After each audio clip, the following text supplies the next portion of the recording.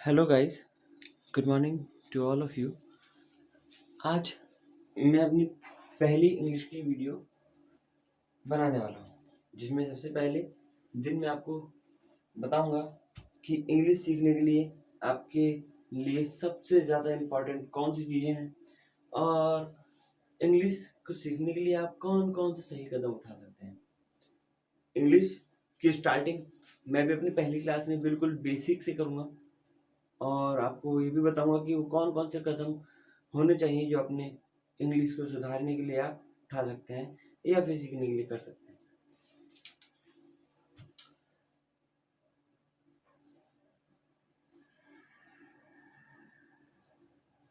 English को सिखाने के लिए मैं बेसिकली इसको 3 भागों में बांटते हुए कराने की या समझाने की कोशिश करता हूँ।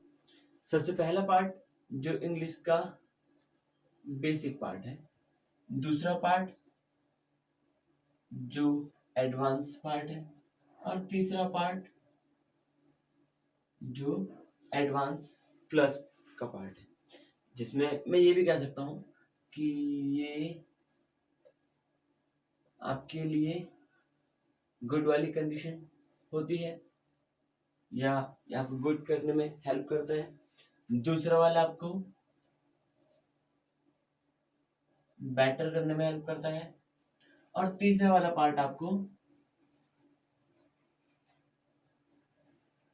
बेस्ट करने में हेल्प करता है।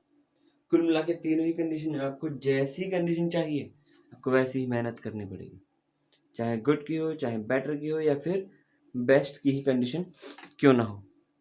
तीनों ही कंडीशन में आपको मेहनत करनी पड़ेगी। तो सबसे पहले समझते हैं बेसिक। बेसिक के अंदर हमारे लिए जो मोस्ट इम्पॉर्टेंट एस्पेक्ट आता है वो है पार्ट्स ऑफ स्पीच। ये इंग्लिश ग्रामर की बोन कहा जाता है और मोस्ट इम्पॉर्टेंट एस्पेक्ट भी है। पार्ट्स ऑफ स्पीच के अंदर कई सारी इंपॉर्टेंट चीजें आती हैं, जिसमें सबसे पहले आता है नाउन। अब हो सकता है कि आप बचपन से मतलब कई बार या फिर आपने नाउन सीखे हों, नाउन के टाइप्स सीखे हों कि नाउन इतने प्रकार के होते हैं और हर ये नाउन में ये अंतर है, ये अंतर है। लेकिन मुझे लगता है कि अभी आपके लिए इंग्लिश सीखने के लिए ज्यादा इम्पोर्टेंट है इस चैप्टर के अंदर वो है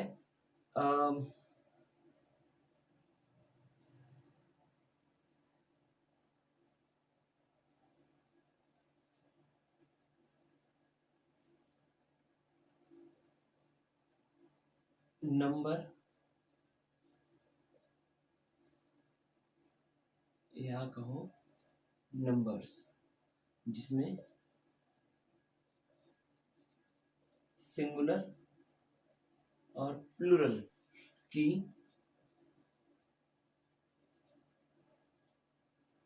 फॉर्मेशन आती है। नंबर्स क्रिएट करना सिखाया जाता है कि कैसे सिंगुलर को प्लूरल में कन्वर्ट करें, जिसके लिए रूल्स सीखने जरूरी है। इस चैप्टर में ये इंपॉर्टेंट है। नंबर 2 आता है आपका आर्टिकल, जिसमें डेफिनेट और इनडेफिनेट आर्टिकल के ए, एन और द कि ये 3 शब्दों को सीखने के लिए आपको एक अलग से मैं वीडियो बनाऊंगा तो सिखाऊंगा। नंबर 3 प्रोनाउन, जिसमें हम प्रोनाउन में टाइप्स ऑफ प्रोनाउन को भी पढ़ेंगे, लेकिन हमारे लिए जो इंपॉर्टेंट होगा वो यूज ऑफ प्रोनाउंस रहेगा।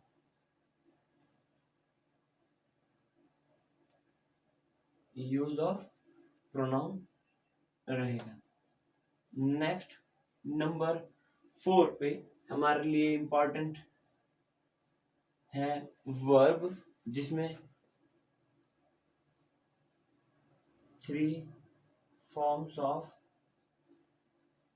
वर्ब हमारे लिए इंपॉर्टेंट रहेगा सीखने के लिहाज से, अपनी अंग्रेजी को ठीक करने के लिए। नंबर 5 पर रहेगा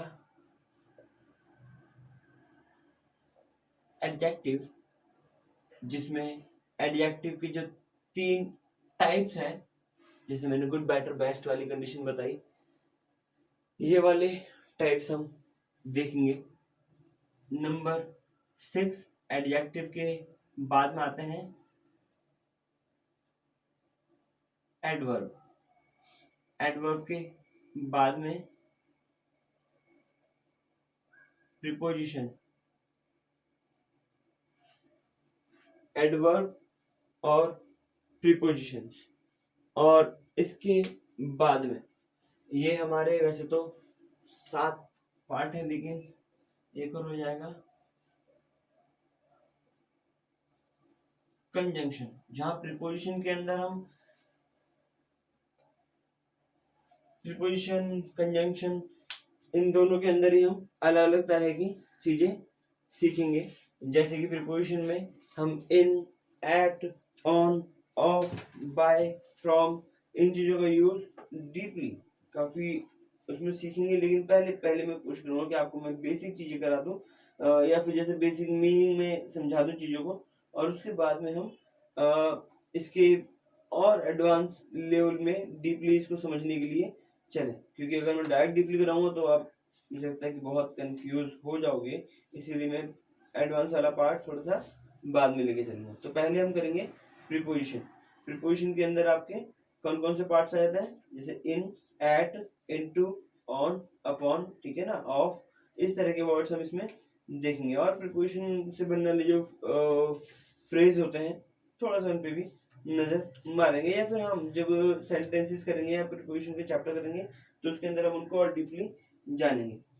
लेकिन दूसरा जो पार्ट है वो है कंजंक्शन का, जिसके अंदर हम कंजंक्शन के अंदर जो कनेक्टिव वर्ड होते हैं, जो एक तरह से दो शब्दों को कनेक्ट करते हैं या दो सेंटेंस को कनेक्ट करते हैं, हम उनको देखेंगे। जैसे कि एंड हो गया, बट हो गया, येट, ठीक है ना, इस तरह की चीजें हम इसमें देखेंगे। एज वेल एज, टू, या फिर लेस देन या नो लेस देन, इस तरह के जो वर्ड्स हैं इसके अंदर हम वो देखेंगे। इसके अलावा जब हम इतना पार्ट कंप्लीट कर लेते हैं, उसके बाद में एडवांस में आता है हमारा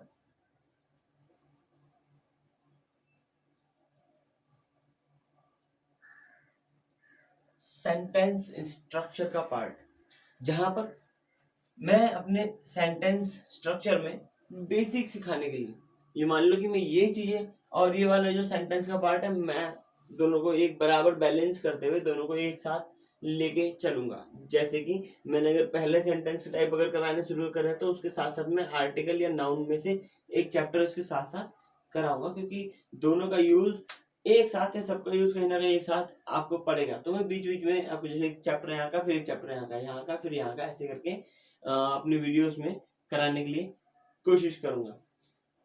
जहां इस फर्स्ट पार्ट में use of to be forms सीखेंगे हम। ये बी की जो फॉर्म्स है ये हमारे लिए काफी इंपॉर्टेंट होती है। इसको मैं एक तरह से introductory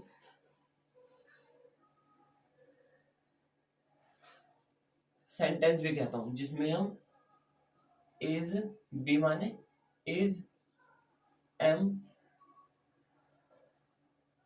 are, was, were, has, have जैसी चीजों के हम बेसिक यूज सीखते हैं। ये वो सेंटेंस होंगे जिसमें नो मेन वर्ब, जिसमें कोई मेन वर्ब नहीं होगी, ये है इंट्रोडक्टरी सेंटेंसेस। जैसे कि आई एम राजीव, ये इस सेंटेंस में कहीं पर भी कोई भी मेन वर्ब यानी क्रिया यानी कि कोई भी कार्य नहीं आया। जैसे कि मैं राजीव हूं, मतलब मैं अपने बारे में क्या दे रहा हूं, इंट्रोडक्शन दे रहा हूं। ऐसे बहुत सारे सेंटेंसेस का आप यूज अपने डेली लाइफ में भी करेंगे या करते होंगे या करते हैं। जैसे कि आप जब कोई स्पीच दे रहे हैं या फिर आपको कोई स्पीच देनी हो या आपको कोई ऐसे लिखना हो या किसी टॉपिक के बारे में लिखना हो, जैसे द काउ, द डॉग, इस तरह की चीजों के बारे में जब आप लिखते हैं तब भी आप सबसे ज्यादा इस तरह के सेंटेंस का यूज करते हैं। तो सबसे पहले हम अपने सेंटेंस फॉर्मेशन में इस तरह के सेंटेंसेस बनाना सीखेंगे। उसके बाद में नंबर 2 पर आते हैं हमारे टेंस, जहां पर मैं टेंस के जितने भी काल के जितने भी प्रकार हैं मैं उनको बिल्कुल बेसिक से कराना शुरू करूंगा, और हो सकता है कि कई टाइप से बताने का भी आपको प्रयास करूं, कोशिश करूं। और इसके बाद में हम नेक्स्ट नंबर पर टेंस के बाद में करते हैं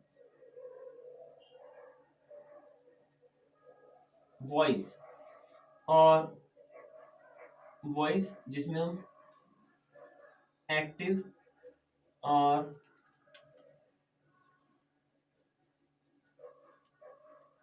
पैसिव वॉइस के बारे में सीखेंगे। और नंबर 4 में हमारे लिए आ जाते हैं इंपॉर्टेंट नरेशन। नरेशन में भी आपके डायरेक्ट, इनडायरेक्ट इंफॉर्मेशन आ जाती है। इसके बाद में आपके इस एडवांस वाले पार्ट में जो रहेगा वो है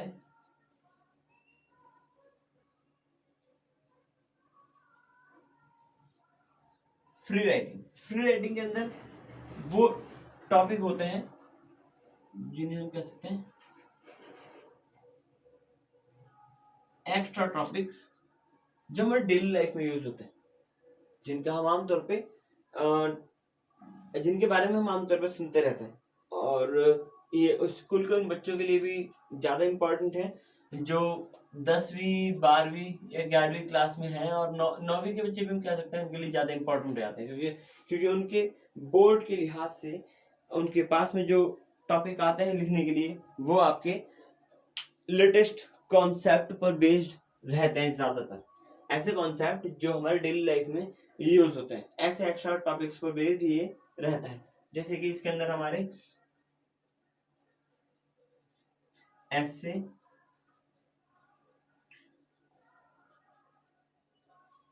लेटर राइटिंग, आपके नोटिस या फिर कोई भी एडवर्टाइजमेंट, और इसके साथ साथ एडवर्टाइजमेंट के साथ साथ हमारे यहाँ पर कोई भी लेटर या कुछ भी हो सकता है जो लिखने हमारे एक्स्ट्रा स्किल में काम आते हैं। जब हम पूरे सेंटेंस स्ट्रक्चर सब कुछ सीख जाते हैं, जब हम ये बेसिक जो पार्ट्स ऑफ स्पीच के पार्ट हैं इंग्लिश के ये सीख जाते हैं, तो हम यहाँ पर थोड़ा सेंटेंस बनाने लायक हो जाते हैं। ठीक है, तो ये 2 इम्पॉर्टेंट पार्ट हैं हमारे इंग्लिश के, जिसमें आप बेसिक के अंदर पार्ट्स ऑफ स्पीच को सीखेंगे और एडवांस के अंदर आप सेंटेंस फॉर्मेशन सीखेंगे, जिसमें पार्ट्स ऑफ स्पीच का यूज यहाँ पर होता रहेगा। इसके साथ साथ मैं आपको बता दूं कि इंग्लिश को 2 भागों में बांटा जाता है। पहला डिस्क्रिप्टिव, पहला पार्ट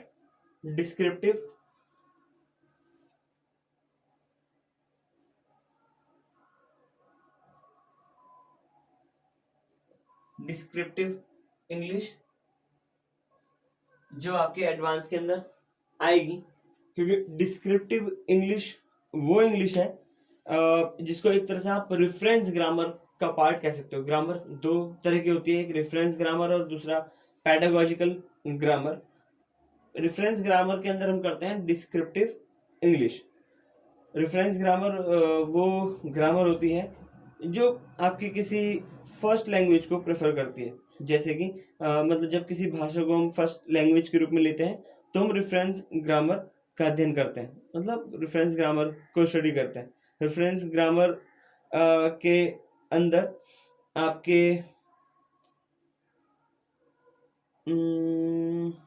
आपके रीजनली या लोकल लैंग्वेज के अंदर आ जाती है, आप जिसका नॉर्मली यूज करते हैं। जबकि जबकि हम जब अब इसके बाद जो आती है पैडागोजिकल,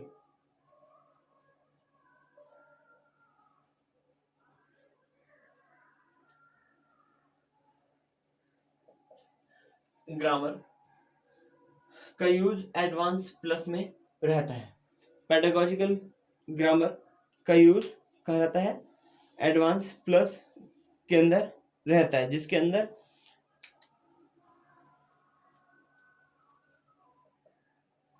इंग्लिश की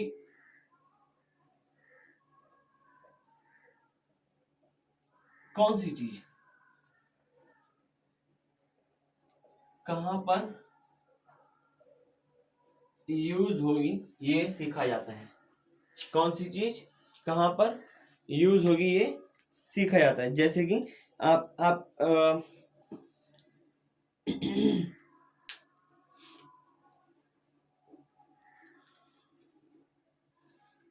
आप ये भी कह सकते हैं कि ये पेडागोजिकल ग्रामर उनके लिए रहती है जो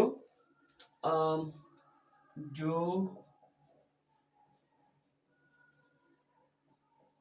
इंग्लिश को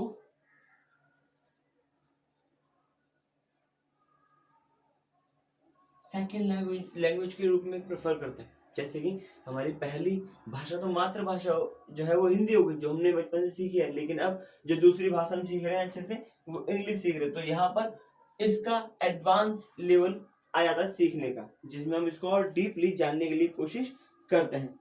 जब जब पैडागोजिकल इंग्लिश की बात आती है तो इसके अंदर हम सारे के सारे जितने यूज होते हैं उसके साथ साथ ये भी सीखते हैं कि कहाँ पर यूज होगा इंग्लिश के शब्दों का, किस शब्द का कहाँ यूज होगा और कहाँ पर नहीं। इसके लिए मैं एक एग्जांपल भी आपको दे देता हूँ, जिसे हम आमतौर पे दो तरह की इंग्लिश का यूज करते हैं, एक तो फॉर्मल इंग्लिश और दूसरा इनफॉर्मल इंग्लिश। जहाँ हम फॉर्मल इंग्लिश के अंदर, मैं एक एग्जांपल देके ही समझाता हूँ इस चीज को।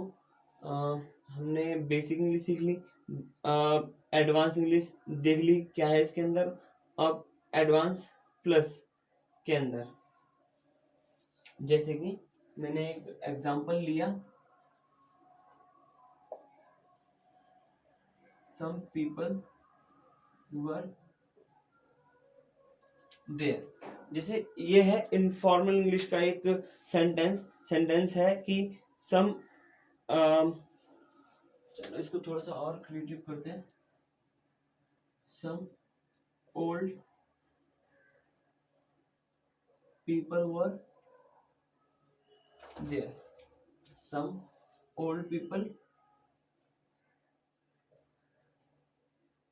वर देयर। ये है आपकी इनफॉर्मल इंग्लिश का पार्ट। लेकिन जब मैं इस सेंटेंस के साथ में एडवांस इंग्लिश की बात करूंगा या फिर मैं कहूँ कि फॉर्मल इंग्लिश की बात करूंगा, तब इसी में इसमें कुछ चेंज, जैसे कि सम एल्डरली पीपल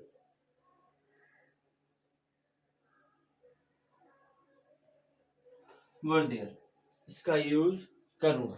अब दोनों में अंतर क्या हो गया? मैंने इनफॉर्मल या फॉर्मल तो कहा, लेकिन दोनों में क्या अंतर है इसमें पता पड़ेगा कि कैसे कौन सी इंग्लिश ज्यादा बेहतर है। जो पहला सेंटेंस है इसमें मैंने बोला ओल्ड पीपल, इसका मतलब होता है बूढ़े लोग। लेकिन दूसरे सेंटेंस में एल्डरली पीपल, जिसका मतलब हो गया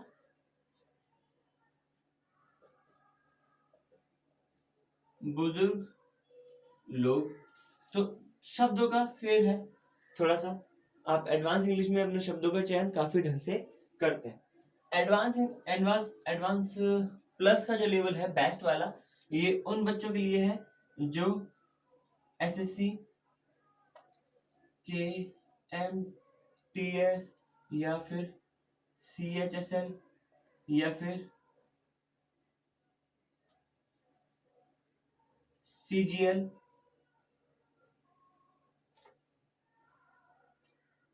या फिर SI के एग्जाम्स की प्रिपरेशन कर रहे हैं। इसके साथ साथ ये DSS B और बहुत से बड़े लेवल के लिए भी काफी इम्पोर्टेंट रहती है। हर वो कॉम्पिटिटिव एग्जाम्स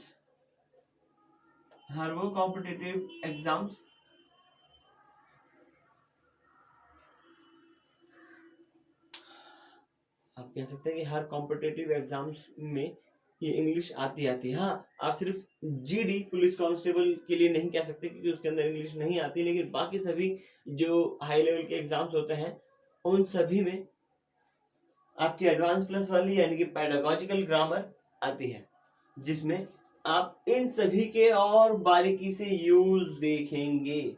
यहाँ पर भले ही आप थोड़ी बहुत गलती करें सीखने के लिए, कोई दिक्कत नहीं है, चल जाएगा, लेकिन यहाँ पर गलती की कोई गुंजाइश नहीं है।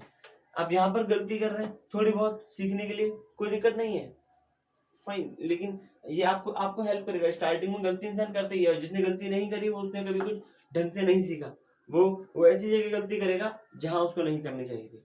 इसीलिए जरूरी है कि आप अगर गलती करना सीख रहे हैं तो गलती करना यहाँ सीखें। जितने भी आप सेंटेंस फॉर्मेशन प्रैक्टिस करेंगे वो सब यहाँ करें।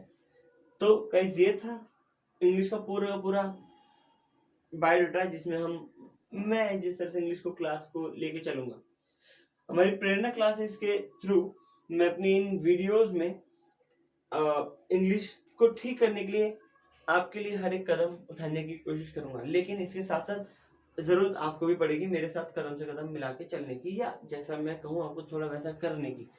मुझे लगता है वैसे तो आमतौर पे हम सभी जानते हैं कि इन सभी चीजों को करने के लिए हमें किन किन चीजों की जरूरत पड़ेगी, पर फिर भी आपके लिए सबसे पहले आपके लिए कुछ कदम, जैसे कि सबसे पहला है नंबर 1, ये प्रॉमिस आप खुद से करें, मुझसे नहीं, कि आपको ये चीज करनी है। आप खुद से ये पूछें कि आपकी काबिलियत कितनी है। जब मैं आपसे पूछता हूं कि आप कितने वर्ड मीनिंग डेली याद कर सकते हैं, तो आप खुद से पूछें कि आप कितने वर्ड मीनिंग डेली बेस पर याद कर सकते हैं। क्योंकि कहीं कोई सी भी भाषा हो, कोई सी भी लैंग्वेज हो, आप बिना शब्दों के उसका यूज कर ही नहीं सकते। मैं आप सभी को फ्रेंच बोल के देखो, अगर आप उस भाषा का एक शब्द भी नहीं जानते, आप उस शब्द का प्रयोग, उस भाषा का प्रयोग कर ही नहीं सकते। आप शब्द ही नहीं जानते तो आप भाषा में सोचने बोलने की तो बहुत दूर की बात है। हम सिर्फ अपनी जिंदगी में उन्हीं चीजों को बोल सकते हैं, समझ सकते हैं, समझा सकते हैं जब हमने खुद कभी समझी हो, जब हमने खुद कभी बोली हो या खुद कभी सुनी हो। जिन चीजों से हमारा कभी पाला नहीं पड़ा, हम उन चीजों को बोल भी नहीं सकते, बोलने की सोच भी नहीं सकते। इसीलिए इंग्लिश को सुधारने के लिए सबसे पहले आपके पास शब्दों का भंडार होना जरूरी है, जो आपकी इंग्लिश लिखने में ही नहीं बोलने में भी हेल्प करेंगे। तो ये आप पे डिपेंड करता है। अब जब मैं पूछता हूँ कि आप डेली कितने यूज कर सकते हो, तो बच्चे आंध्र बोलते हैं कि मैं 20 कर सकता हूँ, 30 कर सकता हूँ, 50 कर सकता हूँ। नहीं, लेकिन आपको इतना नहीं करना। मुझे लगता है कि आप अपने लिए 10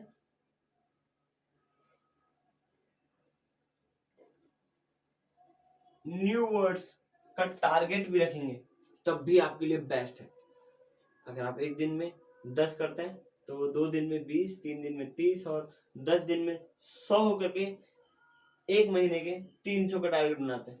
आप मानेंगे नहीं गाइस, एक साल के अंदर अंदर ये डेटा आपका ऐसा हो चुका होगा कि आपके पास शब्द कम पड़ जाएंगे और आपको नई जगह नया डेटा तलाशना पड़ेगा इन नए शब्दों को ढूंढने के लिए।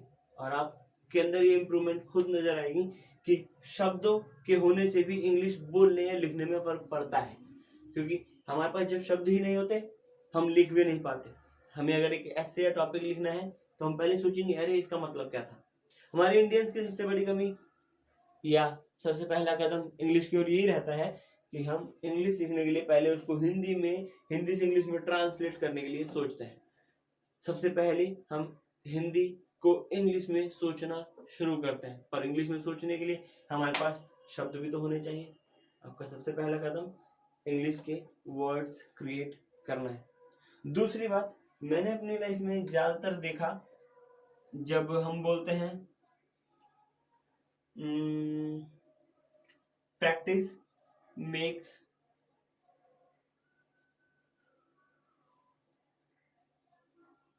मैन परफेक्ट, जहां प्रैक्टिस को ज्यादा अहमियत देनी चाहिए कि एक परिश्रम जो है इंसान को बहुत बेहतर बनाता है। वहीं पर मेरा फोकस इस प्रैक्टिस पर रहेगा गाइस। जैसे कि हम जब ये सेंटेंस करेंगे, मैंने अपने लाइफ में देखा कि कोई भी टीचर ज्यादातर इन सेंटेंस को कराने के लिए 5 प्रकार के सेंटेंस या 4 प्रकार के सेंटेंस आपको खुद बता देगा, लेकिन उसके बाद आपको 10-15 सेंटेंस बोल देता है कि ये आप घर से बना के लेके आना। पर खुद सोचो कि क्या आप पूरे दिन में अपने जीवन के 1 घंटे में भी क्या सिर्फ 10 वाक्य यानी सेंटेंस बोलते होंगे? नहीं। जब आप खुद 10 सेंटेंस नहीं बोलते पूरे दिन में या उस 1 घंटे में, तो आप अपने सीखने का दायरा भी इतना छोटा क्यों रख रहे हो? अपने प्रैक्टिस का दायरा भी बढ़ाओ। इस प्रैक्टिस सेशन में मैं आपकी प्रैक्टिस के लिए आपके सेंटेंसेस कम से कम 150 से 200 या कम से कम 100 से 200 सेंटेंस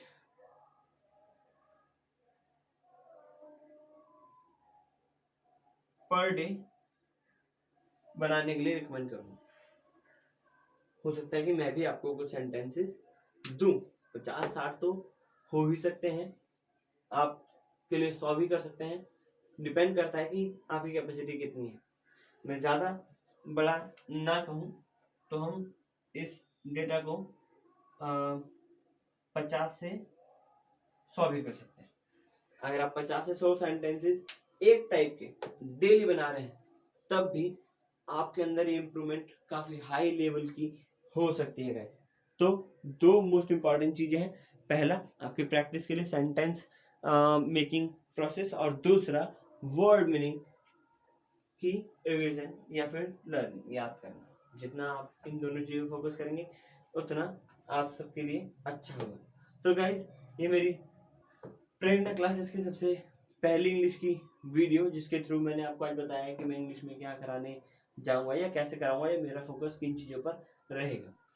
मेरा फिर आपसे कहना है गाइस कि अगर आप शुरुआत की इन 2 चीजों को सीखने के लिए थोड़ी बहुत गलतियां भी करते हो, तब भी कोई दिक्कत वाली बात नहीं है। ज्यादा बारीकी में जब हम जानने लग जाते हैं तो कई बार हमारा ध्यान भटकने लग जाता है। इसीलिए जरूरी कि पहले आप पहला कदम उठाएं, पहले आप शुरुआत करें चीजों को सीखने की। भले शुरुआत में गलती हो, जरूरी है आपको पता लगने पर उन गलती को ठीक करना। तो डेफिनेटली एक चीज ये होती है कि हमको नहीं पता होता कि हम गलत भी कर रहे हैं, तो बी पॉजिटिव, पहले आप करें। जब आप बड़े लेवल पर आएंगे तब आप बारीकी से चीजों को करना सीखेंगे, तब आपको पता पड़ेगा कि आपने क्या गलतियां की थी। आपका मेन सुधार वो होगा जब अपनी गलतियों से सीखते हैं। तो गलतियां भी करना ना छोड़ें, वो भी सही है, वो भी इम्पोर्टेंट है, वो भी आपके लिए काफी लाभदायक सिद्ध होंगी। ठीक है, तो गाइज हम फिर मिलते हैं अपनी दूसरी वीडियो में, जिसमें मैं इंग्लिश का पहला चैप्टर कराऊंगा, और इस पहले चैप्टर की स्टार्टिंग हम करेंगे अपनी टू बी फॉर्म्स से। Okay guys, goodbye, take care.